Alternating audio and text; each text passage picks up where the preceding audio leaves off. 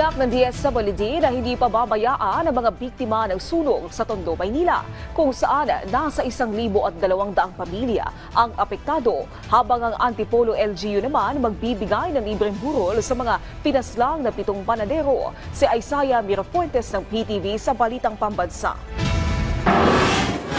Dalawang malaking sunog ang sumiklab sa Tondo, Maynila kahapon ng madaling araw.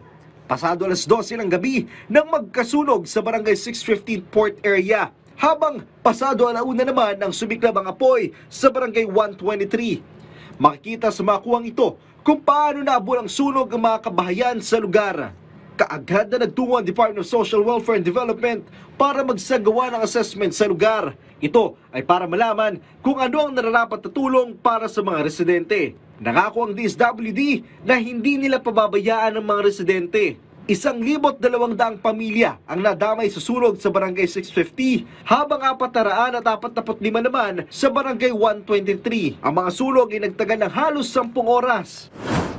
Kumilos na ang lokal na pamahalaan ng Antipolo para mabigyan ng tulong ang pamilya ng 7 panadero na minasaker sa Antipolo, Rizal. Binigyan ng libreng pagbuburulan ng lahat ng mga biktima ng karumalduman na krimen. Maliban dyan, nagbigay din ng financial assistance ang Antipolo LGU. Ang ating pong kamalang lungsod naman ay tuloy-tuloy po yung ating pagpapanatili ng kaligtasan, to make Antipolo a safe space para po sa ating mga kababayan.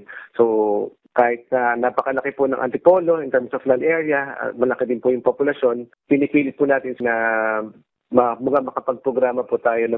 Kinundenan na ng LGU ang krimen.